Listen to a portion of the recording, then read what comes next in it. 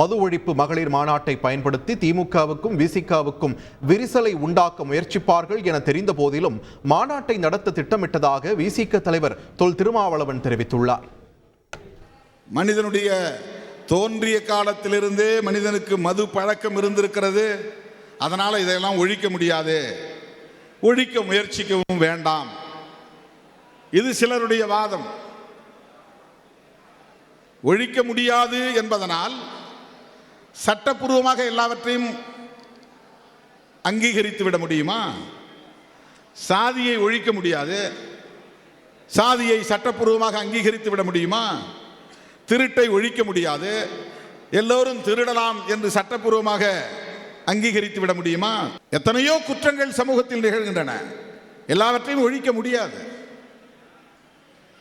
ஆனால் ஒழிப்பதற்கான தேவை இருக்கிறது, தேவைக்கு ஏற்ப சட்டம் தேவைப்படுகிறது, அந்த சட்டத்தை நடைமுறைப்படுத்துவதற்கான கட்டமைப்பு வசதிகள் தேவைப்படுகின்றன, அதற்கு தேவையான நிதி வேண்டும்.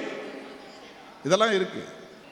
கள்ளச்சாராய சாவு நிகழ்ந்தவுடன் அந்த பகுதிக்கு சென்று நான் பார்த்தவுடன் அந்த போராட்டத்தை நான் அறிவித்தேன். பல்லாயிரக்கணக்கான சிறுத்தைகள் பங்கேற்ற அந்த மாநாட்டில் தான் செப்டம்பர் 17 தந்தை பெரியார் பிறந்த நாளில் மது ஒழிப்பு மகளிர் மாநாடு நடைபெறும் என்று நான் அறிவித்தேன். அப்போது கூட இப்படி ஒரு மாநாடு நடத்தினால் அது இப்படிப்பட்ட தாக்கத்தை ஏற்படுத்தும் என்பதை யூகிக்க முடியாமல் இல்லை, யூகித்தோம்.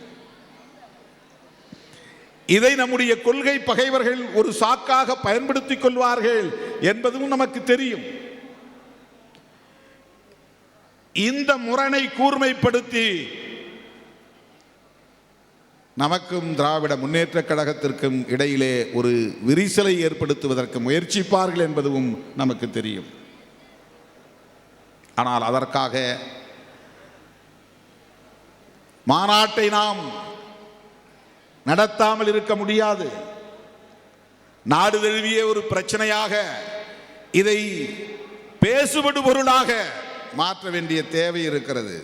ஒரு கட்சியின் குரலாக இல்லாமல் ஒட்டுமொத்த மக்களின் குரலாக இது ஓங்கி ஒலிக்க வேண்டும் என்பதற்காகத்தான் மாநாடு.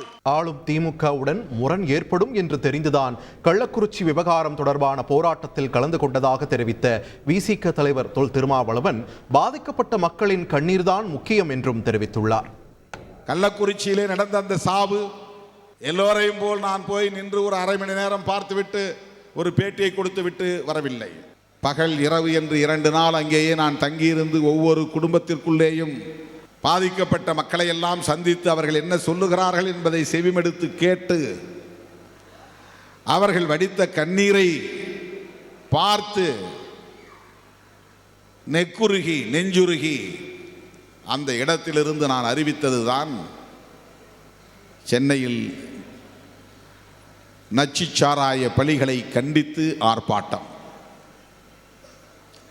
ஆளுங்கட்சி கூட்டணியில் இருக்கிற விடுதலை சிறுத்தைகள் கட்சி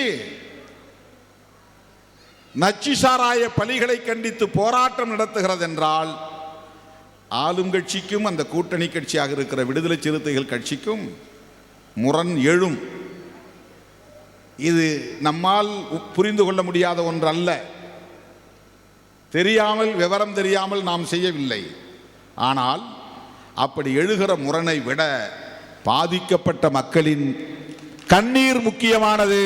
அவர்களுக்கான உணர்வை பிரதிபலிக்க வேண்டியது நம்முடைய கடமை. அதில் நமக்கு எந்த சமரசமும் இல்லை.